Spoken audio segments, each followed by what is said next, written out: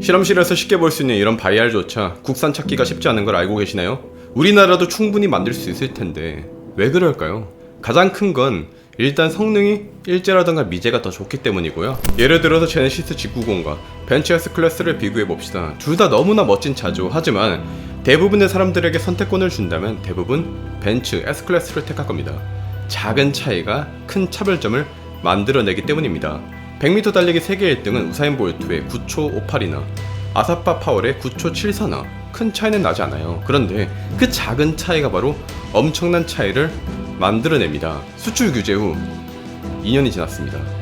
일부 사람들은 우리나라가 완전한 국산화를 이루어냈다고 생각합니다. 그런데 언론에서 일본은 손해만 봤다는 뉴스들을 보면 대체로 불화 수소에만 포커스를 맞추고 있다는 것을 아시나요?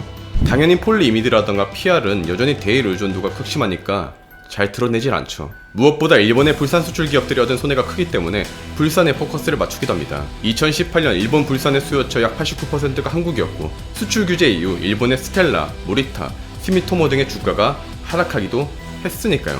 다행히 우리나라는 지난 2년 동안 소재, 부품, 장비에 많은 투자를 했고 대일 소재 수입 의존도는 0.5% 하락했습니다. 크게 줄어든 것은 아니지만 줄어들었다는 것은 고무적인 일이에요. 특히 불산은 상당 부분 일본 비중을 줄였죠. 그런데 여러분 그거 아시나요?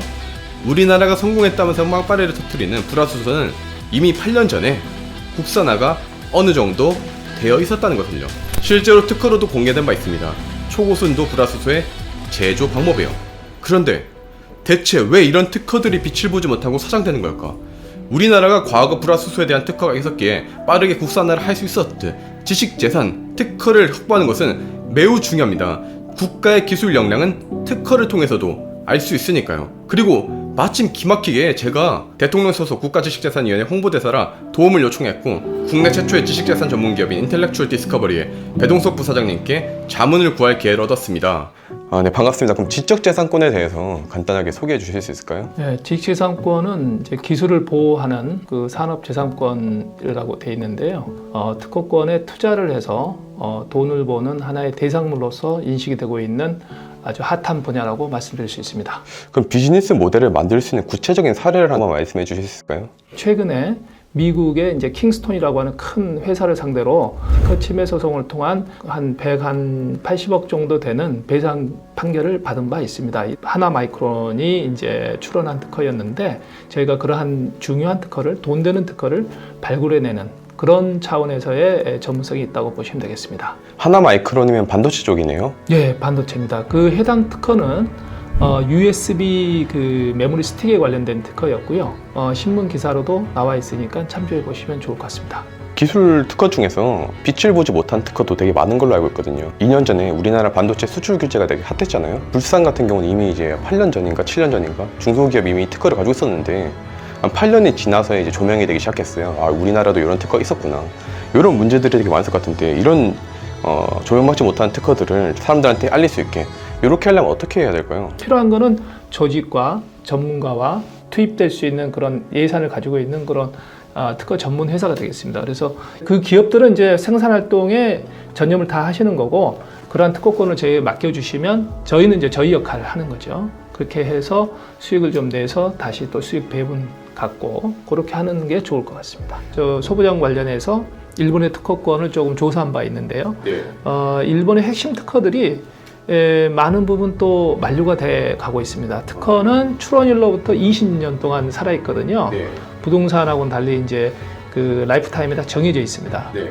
그런데 보통 이제 70년대, 80년대, 90년대 원천 기술을 일본이 보유하다 보니까 지금 2021년도잖아요. 네. 그래서 많이 이제 만료가 됐기 때문에 네. 조금만 시간이 지나고 저희가 버텨준다고 하면 국산에 신경 써준다고 하면 좀 더 미래에는 특허 문제에 있어서는 저희가 큰 지장 없이 사업을 해나갈 수 있지 않을까 그렇게 예상을 하고 있습니다. 그러면 한 2030년, 2040년쯤 되면 일본에서도 특허가 많이 만료가 될 거기 때문에 우리나라가 부족한 소부장 쪽에서도 따라잡을 가능성이 충분히 있다. 저는 그렇게 보고 있습니다. 그러면 우리나라 이런 기술 특허들 또 기술에 대한 문제점들도 분명히 있습니다. 일본에 비해 부족한 점들이. 전문가로서 그런 부분들이 어떤 게 있고 해결 방법은 어떤 게 있다고 생각하시나요?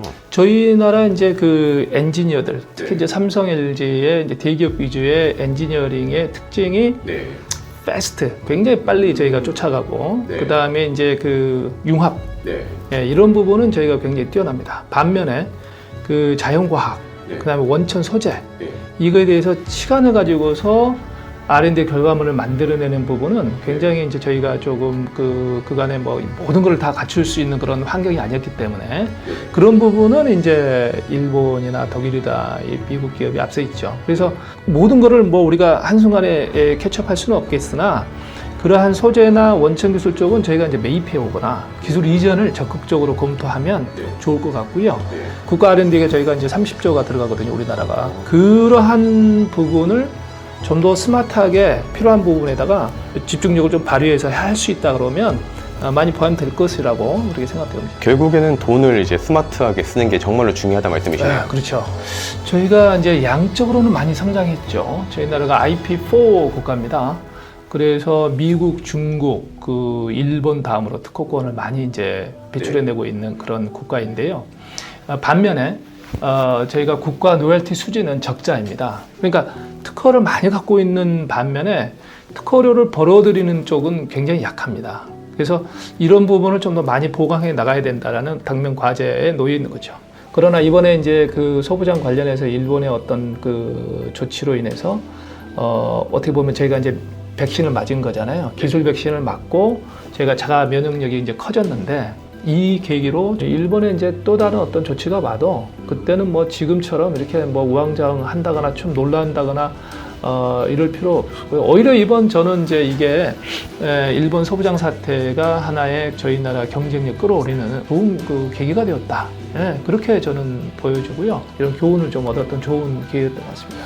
저는 1년 전 일본 수출 규제 후 1년이란 영상을 만들었어요. 그리고 최근에 수출 규제 후 2년 영상을 만들어서 뭐가 달라졌는지 말해달라는 시청자들이 좀 있었어요. 그런데 저는 딱히 할 말이 없었어요. 왜냐면 채널이 성장하면서 약 1년 동안 수십 명의 박사님들과 연구원들 또 기업인들을 만났는데 여전히 사실 크게 달라진 것은 없기 때문입니다. 그런데 일부 사람들은 그걸 모른 채 과학에 기반한 정보를 부정하고 메신저를 공격합니다. 하지만 저는 계속 말할 겁니다. 과학 저널리스트 크리스 무니는 말합니다.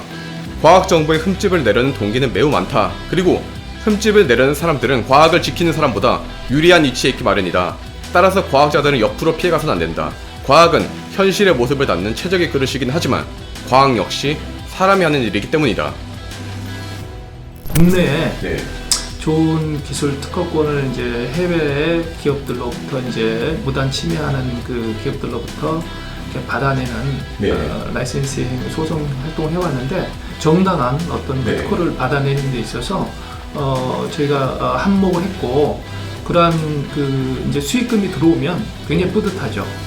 외화 획득이죠. 네. 그래서 우리 후배들이나 동료들이 좀 더 이런 IP 비즈니스에 관심 갖고 입문해 들어오고 좀 더 좋은 특허를 발굴해서 해외에서 특허를 많이 벌어들인다고 하면 이게 하나의 우리나라 혁신 금융의 굉장히 핵심 분야로서 자리매김이 될 수 있을 것 같습니다.